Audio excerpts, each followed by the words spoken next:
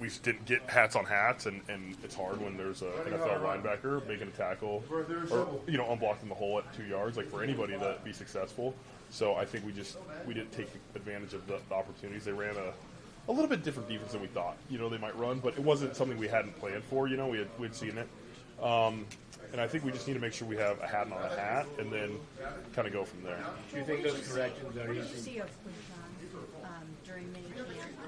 And how much are you looking forward to having him back on the field with you guys, potentially even Sunday against the Ravens? Yeah, when I was here in the spring, OTAs, minicamp, he looked explosive. He looked good. He looked like a good running back. Obviously it changes. We didn't have pads on or anything like that, but from what I saw, it was pretty good stuff. So we're excited to have him back and see him practice out there. And it's hard to, no matter how much you've been training and stuff, hard to come in and expect to play too crazy amount. But we're excited to have him back in the locker room and see what he does. Do you think those corrections are easy to make, Joel, that you were talking about? Yes, I do. I think we can, just make sure we're all on the same page, make sure we're getting our points and going to the guys off those points. So I think it's a correctable thing. Hopefully make a huge improvement from week 1 to week 2 on that front.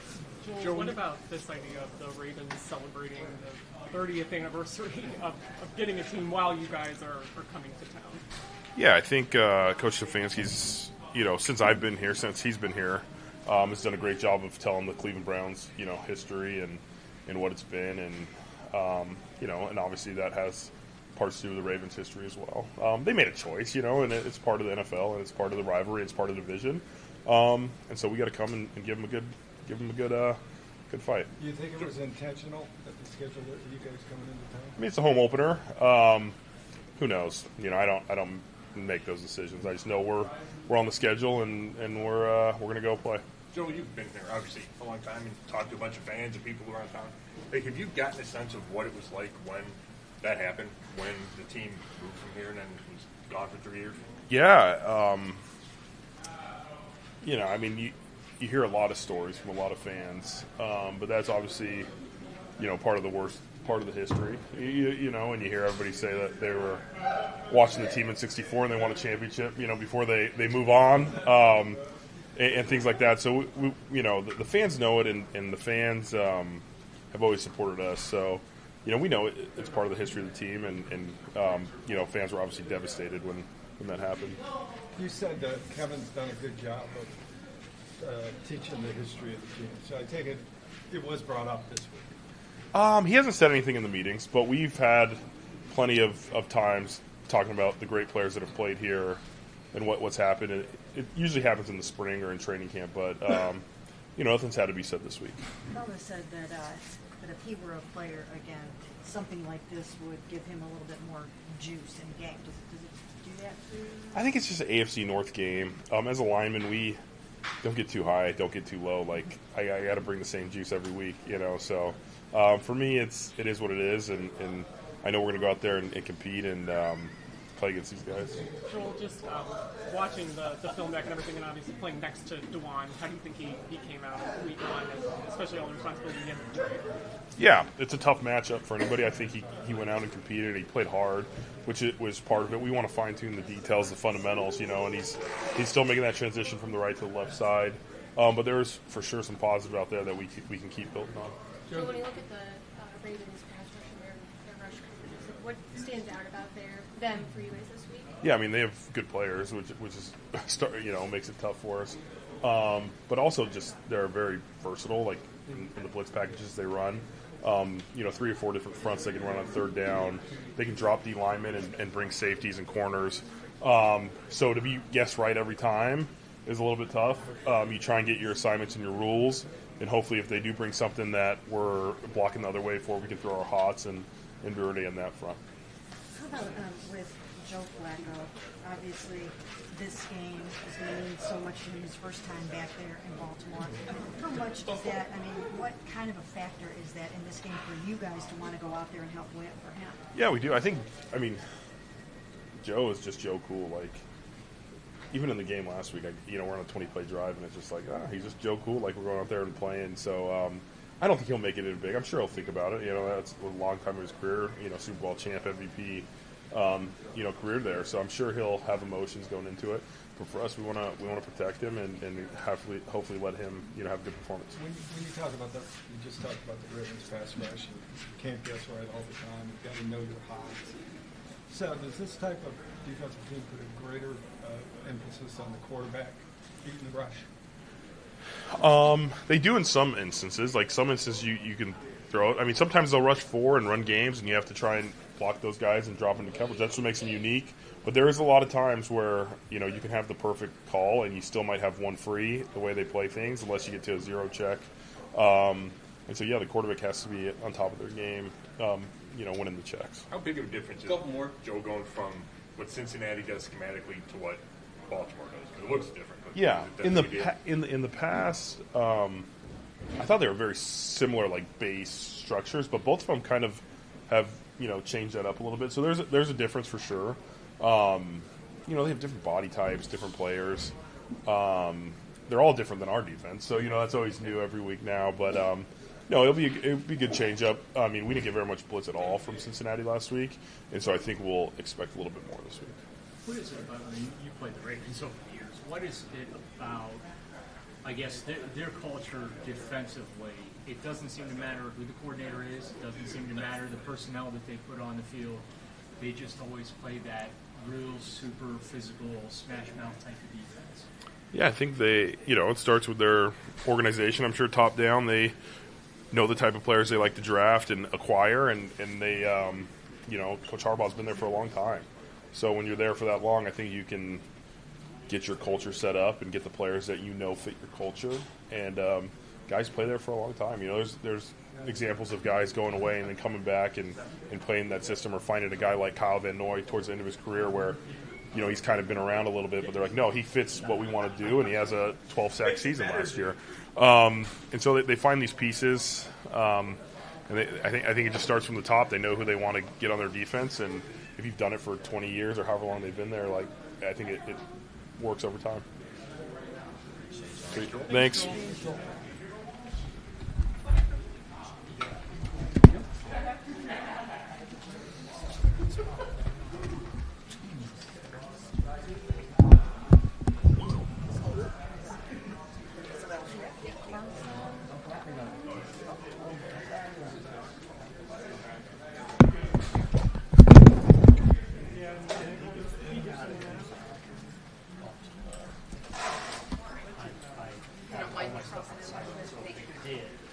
I didn't see it.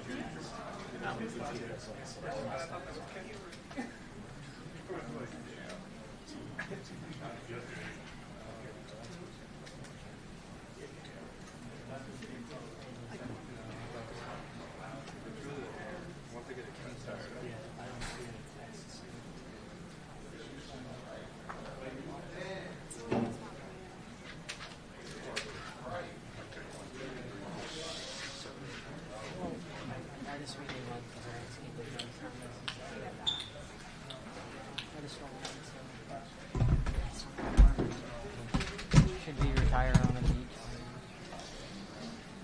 Hello.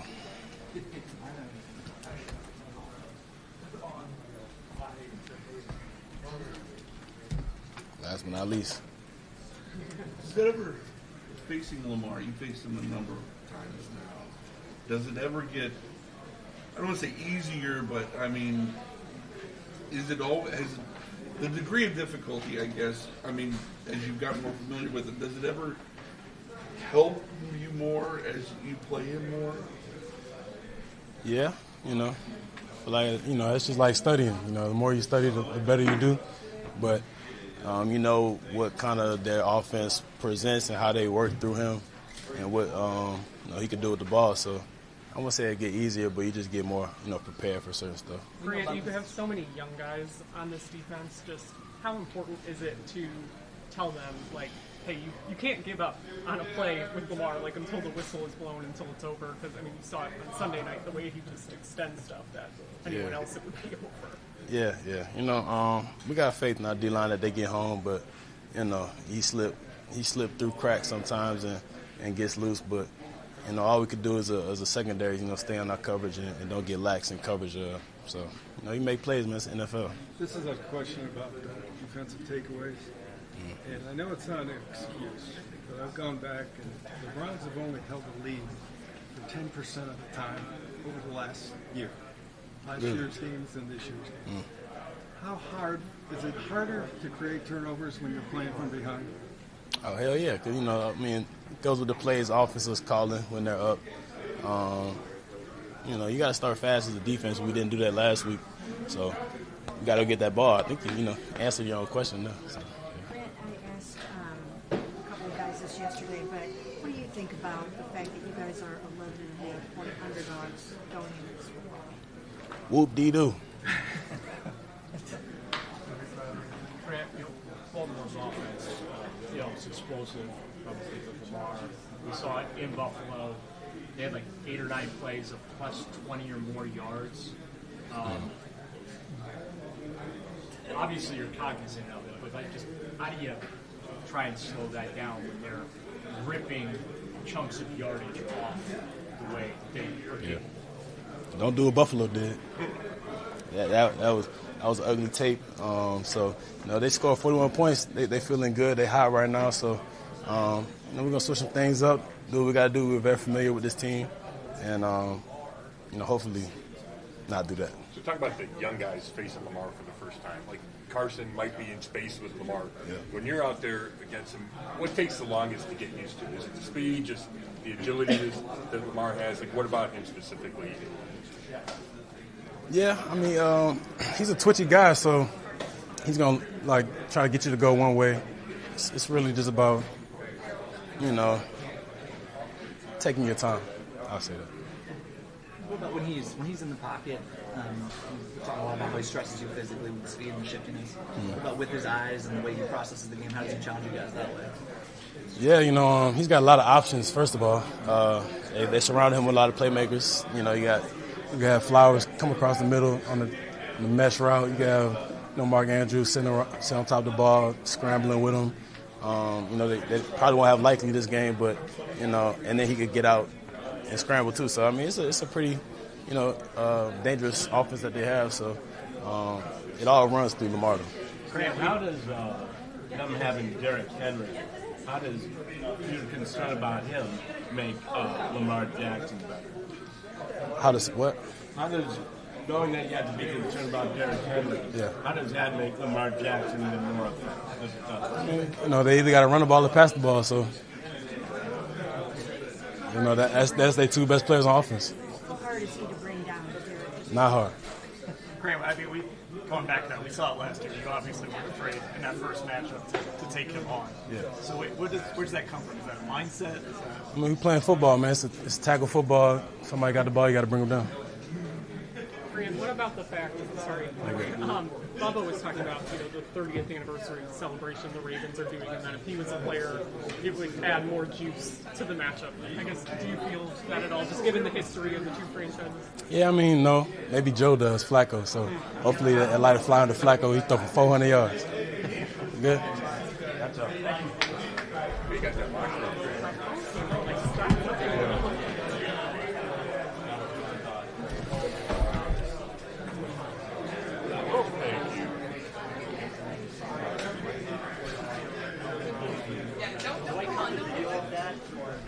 That was not the interview.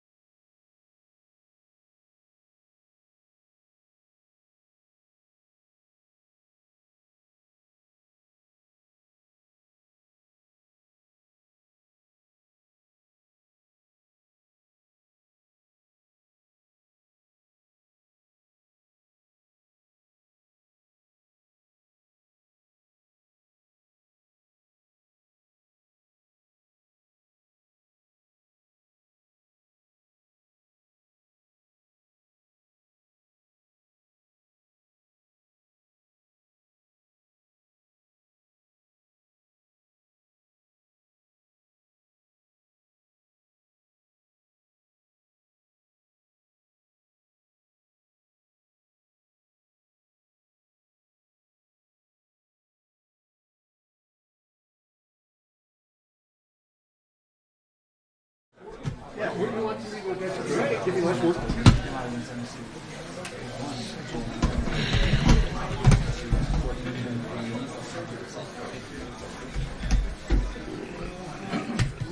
you think of yourself in week 1 after you got away from it and were able to go back and watch it? I think it was great to get out there, get first game under my belt, and obviously there's a lot of things coming out you want to go correct, and I think especially for the defense in that second half, we got to keep playing like that. Carson, is there anything in your college career comparable to Lamar Jackson? I wouldn't say it's pretty hard to replicate that. So I think we got a good challenge ahead of us. I think when you were drafted, one of the things you said is you're here to go sack Lamar Jackson. So how do you still feel that way, and what's it going to take to? Yeah, you always want to be able to make big plays in big games, and so that would be one of them. And really, it's sticking to our game plan and making the plays that come to you. Carson, do you think it's one of those experiences like you're not going to know what you don't know until you go out there and actually experience a matchup with him type of deal? I think that could be part of it. I think a lot of that can be erased by preparation. But yeah, that's something definitely too. I'm going to learn while I'm out there. Have any of your older teammates who faced him a lot, have they given you any pointers? I mean, not necessarily. Oh, yeah. I mean, how much? I mean, teammates, coaches, they all, whether it's just their run offense or their running back, the quarterback, they've given all pointers on what they've been through and how to best attack things. How about JOK? Is he someone that you've gotten an opportunity to talk to Lamar about a little bit? Yeah, I definitely have talked to him here and there, and he's helpful with everything too. Your position is challenging and not being in the middle of this defense, but does a quarterback like Lamar present even bigger challenges for you, in particular at middle linebacker? I think every week we're going to have different challenges we're going to face, and this one presents different ones than obviously we had last week, and really it's just a matter of being prepared going into it. How about the second part of that challenge? Derrick Henry, right, different, obviously, ball carrier than Lamar. What do you see out of him, and what do you have to do to stop him? Yeah, I think like I said, they got a great run offense. They want to get downhill early. I think we just have to try and go in and stop their run attack early and get them out of it. Very explosive in week 1. They had 8-9 plays that went for 20 or more yards. How do you slow up them ripping off that type of yardage as frequently? Yeah, I think part of it is limiting the explosives, like you said, and a lot of that is knowing what we're doing going into it and being in the right spots and then getting guys down when we have to get them down. Carson, how do you balance your responsibilities knowing that you're going to be asked to do that coverage because they could get the ball out in the air, they could get the ball going on the ground, but how do you balance what you have to do? Yeah, I think for me it's the same as every week. Go in, understand the game plan we have, understand what my role is and the guys around me role is, and then understand what they as an offense are trying to do. And when you're able to do all those, you're able to be able to do what you have to do. Carson, how much being a rookie, going back to Lamar, this idea of you can't give up on a play with him until the whistle is over, because he extends plays the way that not really any other quarterback. Oh yeah. How much is that in your mind? Oh, fully. And I think regardless of whoever I'm playing, that's in my mind. Once I'm not stopping until the whistle blows, and even then, sometimes you keep going until you're sure. I think, but especially now, make sure that regardless of what's happening, you keep going. Carson, Derrick Henry's made probably a 20-minute highlight reel on YouTube of stiff arms.